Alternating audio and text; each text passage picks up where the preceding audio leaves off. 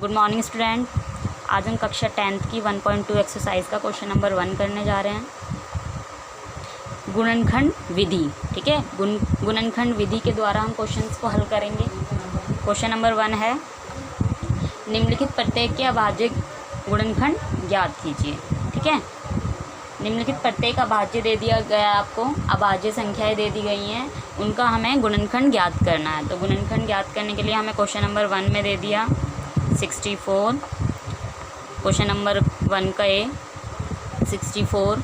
अब हम इसको गुणनखंड विधि से करेंगे। 64,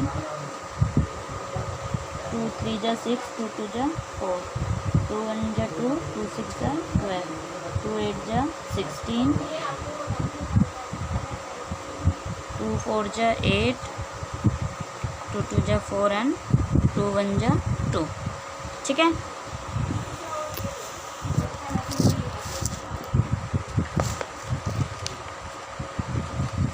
अब हम देखेंगे कि जो हमारा 64 है उसके कितने फैक्टर हैं। 1 2 3 4 5 6, 6 फैक्टर हैं।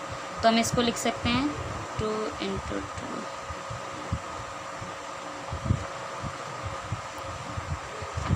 इस तरीके से लिख सकते हैं, ठीक है। हमने 6 फैक्टर्स हैं। हम इसको इस तरीके से भी लिख सकते हैं 2 की पावर 6, तो भी हमारा क्या ही होगा 2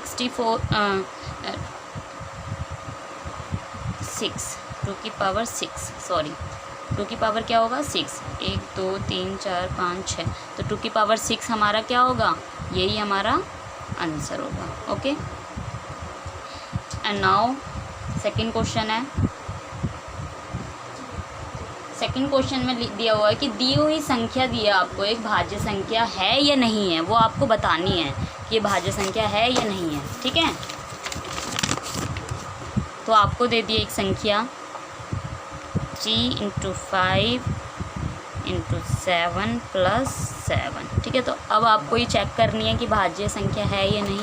तो चलिए किस तरीके से करेंगे। 3 5 से कितना होगा 15, 15 7 जा 105, ठीक है। तो अब हम क्या करेंगे, इसको जब मल्टीप्लाई करेंगे तीनों को तो 105 आ जाएगा, 105 और प्लस ये वाला 7, तो टोटल कितना होगा 112। 112 का अब आप देखेंगे कि गुणनखंड विधि है या नहीं है। तो हम 112 को गुणनखंड करेंगे।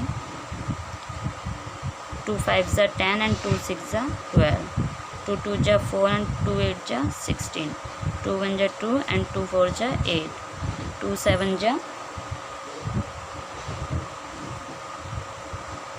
14 एंड 7 1 जा 7। अब आप देखेंगे जो इसके फैक्टर्स हैं वो कितने निकले, कितनी बार में ये कट हुआ है। 112 = 2 × 2 × 2 × 2 × 7, ओके।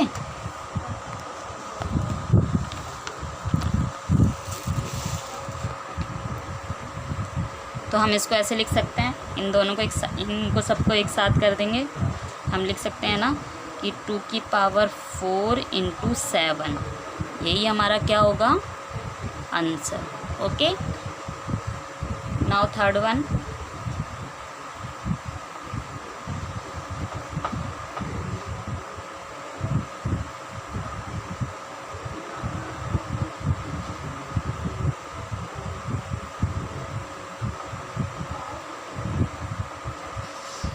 क्वेश्चन नंबर 6 है आपका। ये कह रहा है कि निम्नलिखित प्रत्येक के लिए HCF और LCM ज्ञात करना है आपको। HCF और